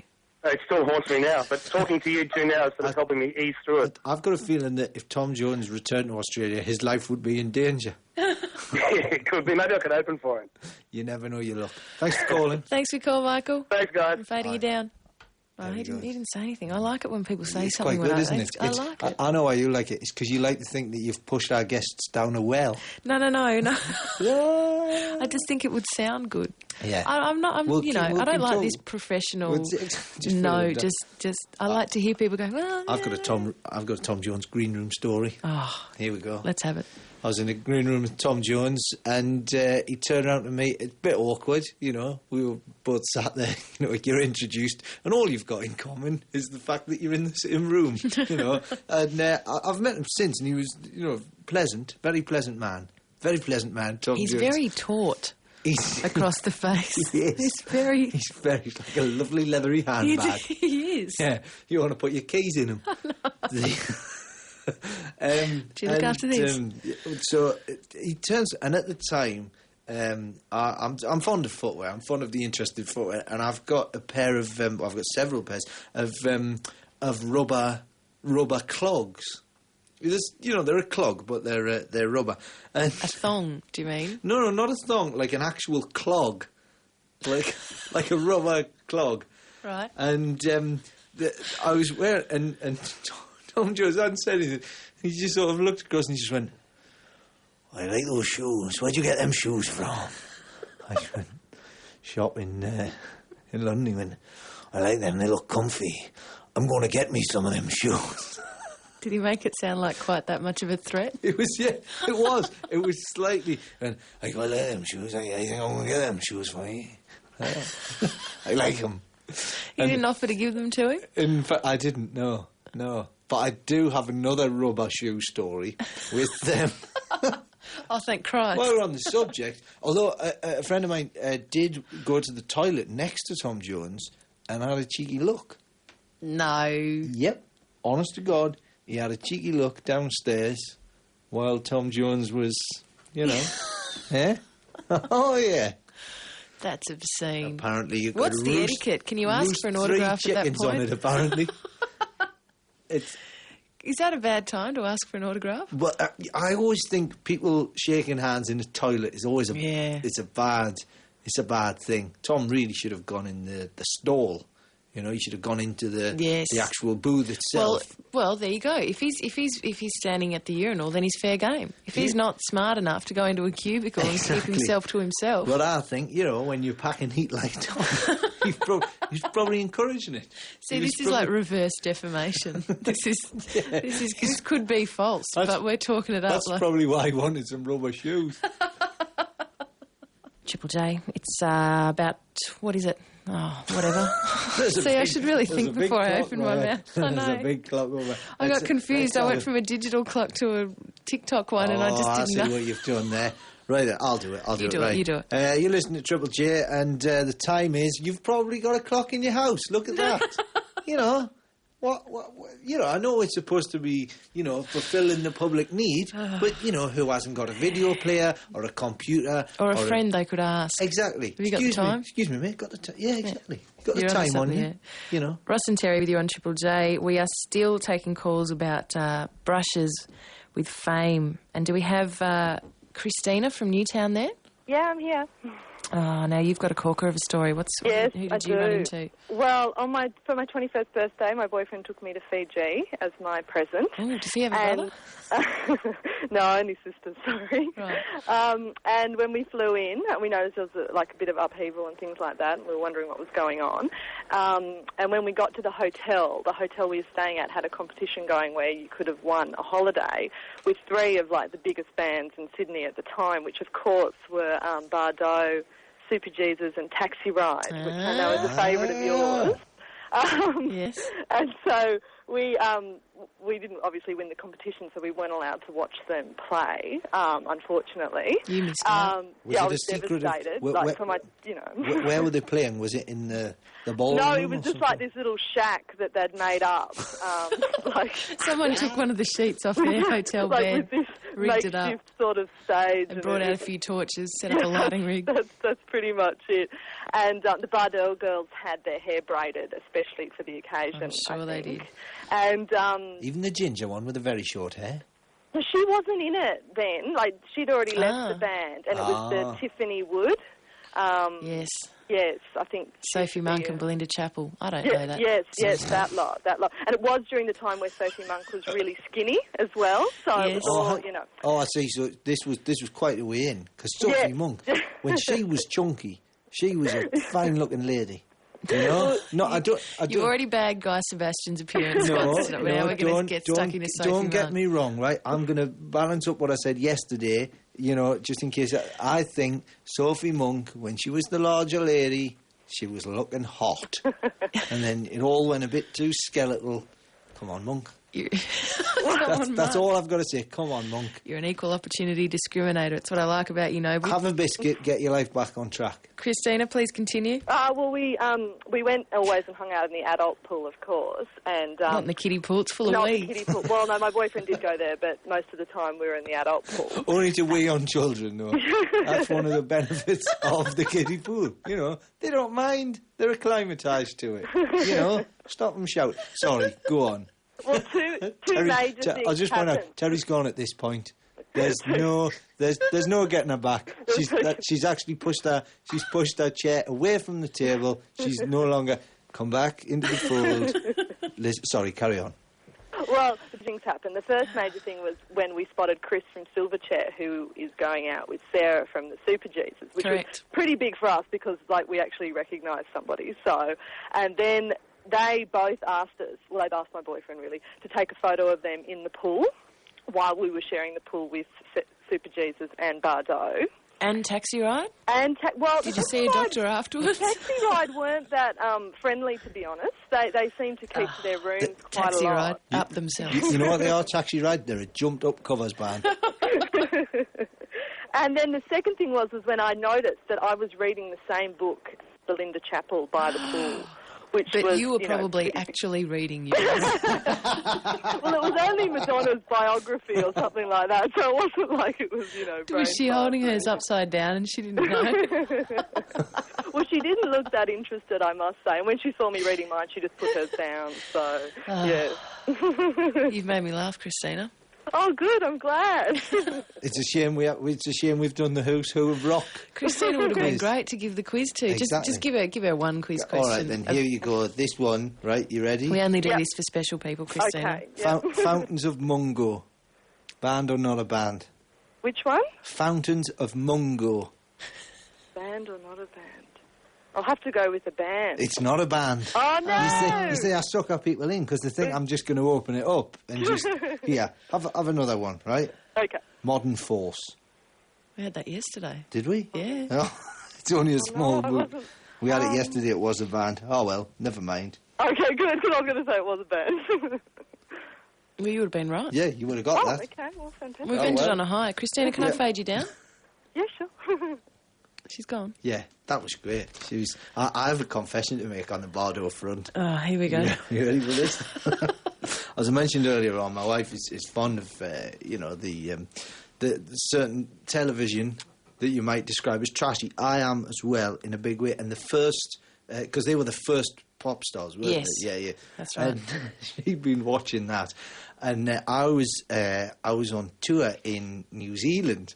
And so I was over there, minding my own business, and I didn't know the place. I was on my own, and I thought, well, what can I do to fill my time? I've only heard on the radio that Bardot are doing a personal appearance at a shopping centre. And I've asked somebody over there, I've said, where's the shopping centre? And they've gone, you're doing an interview in a radio station, which is just, we'll drive you there. So I get driven to the shop centre. I think, I'd be a fool to miss this opportunity. I thought, for a laugh, I'll buy the single. Yeah. And I'll go. I think a lot of people did that for a laugh. And I'll get it signed, you see. and but I, to me missus, so that they, so I go, oh look, I've got you this as a special gift. Yeah. Ha ha ha ha. Of course, I'm stood there in the queue, and it gets along to the point where you're actually getting it signed, and it was all very funny in my head. But of course, they're signing for, and I'm not being derogatory or anything, genuine fans. Yeah. And then it's all very serious for them. Hand over the single, and I mean, lovely girls. Don't get me wrong. Hang on, what's coming next? Not all of them. Monk was all right, fair play to Monk. Yeah. And one of the other ones too. A large proportion of them sort of treated me as if I was a bit special. Do you know what I mean? As if to say, all right, who's it to? Who's it? As if to go, why are you buying our records, So, it's just, So they had a self-awareness that perhaps unless you were under the age of 10. Well, everyone else in the line was very, very young. So, so it kind of... Does that make them cool? Does that make them kind of postmodern and self-referential? And I was in the... I think they looked at me and went, here's a bloke on his own without any friends, queuing up. He might be dangerous. He might have a gun. Yeah, exactly. But there was a thing recently where I was going around record stores and that, doing me DVD in the UK, signing thing. And one of the guys I was with overheard an old couple on the stairs, on the escalator, and they were obviously in there buying Christmas presents or something. They were coming up like that, and the old woman went, "Who's that? Who is it? Who's that down there?" And the other one went, "I'm not sure. I think it's Marilyn Manson." Ross Noble and Terri Psiakis with you, and it is time for our special interview. It's amazing that yesterday we planned a guest, it didn't happen, we just had to do things last minute. Funnily enough, happened again today. Strange, that. Odd. Yeah. Odd. Fairy Laura, are you there? Oh, he certainly is. How are you both? We're very well. I'm a little bit thrown by your response, but apart from that, I'm quite well. Now, you're in Bellingen, in New South Wales, and tell us a bit about yourself, Fairy Laura. Well, I have a ferry shop at the top of town, which is the place to visit for people from all over the universe.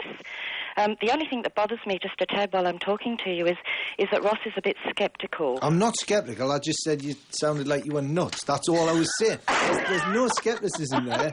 I'm not. Please don't think. Don't be rude to the. I'm not being hastily rude. organised. I'm not saying she is nuts. I'm saying she sounded nuts. Okay, I sound nuts and I am nuts. Oh well, there you go. But do you know what? It so helps you get through this particular plane that we're living on. And I like saying blessings, by the way. So bless you, Ross. Bless you, bless you, bless you. I respect your blessing.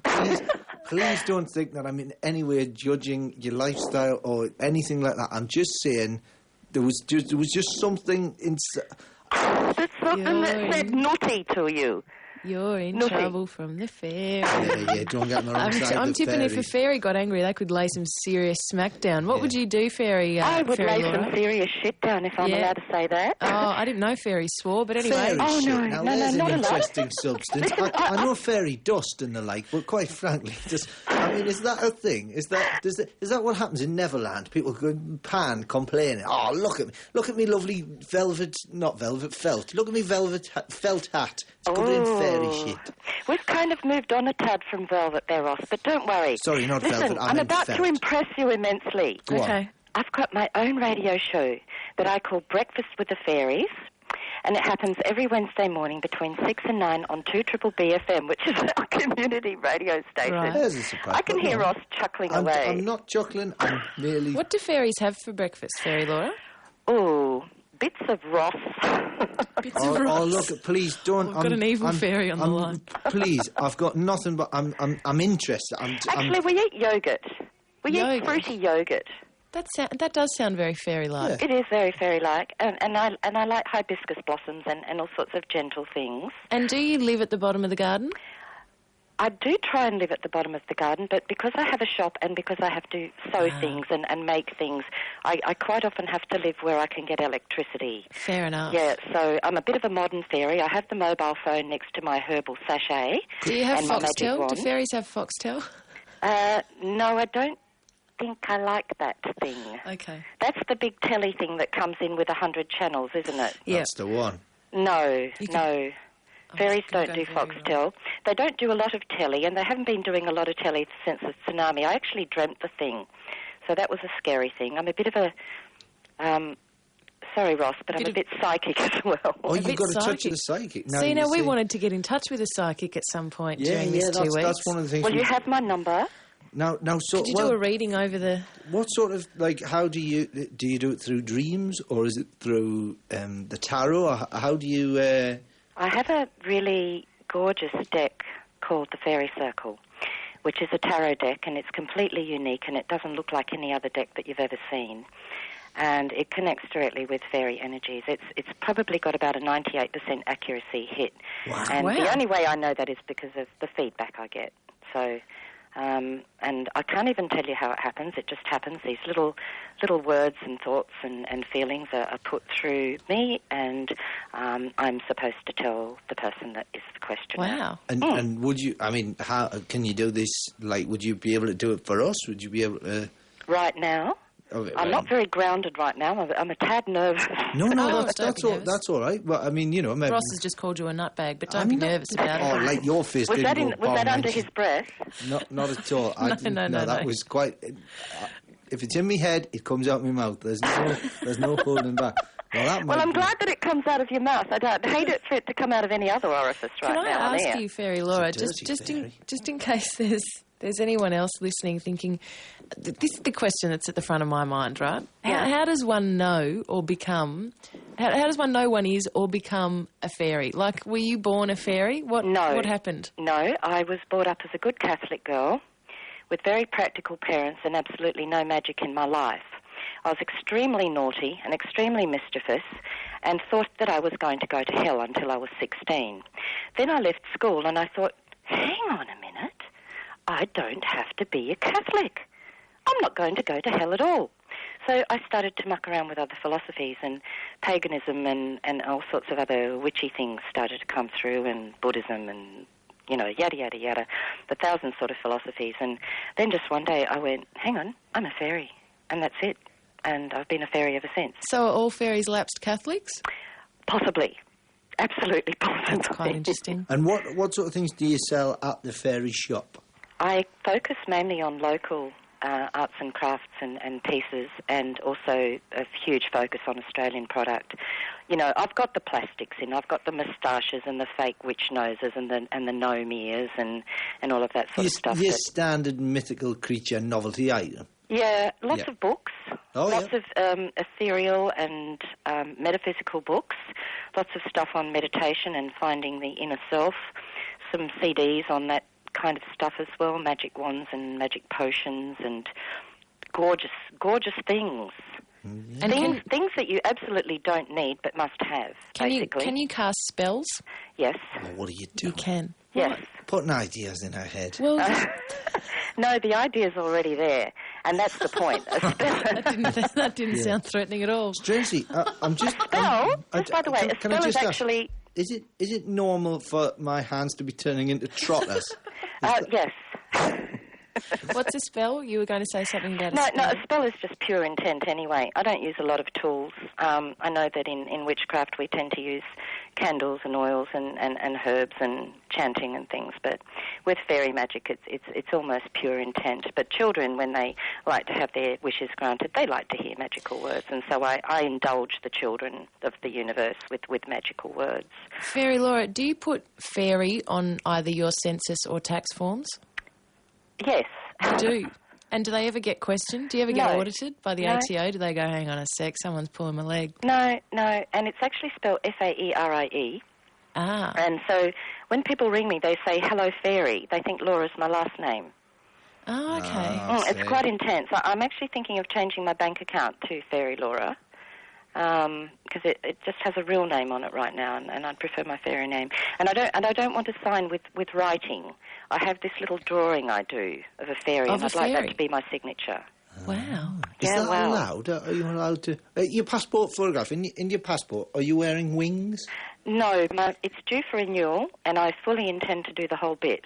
You should definitely do that. It's surprising what you can get away with. Absolutely. I have a picture of myself with a monkey on my shoulder, which I'm going to try and get in my next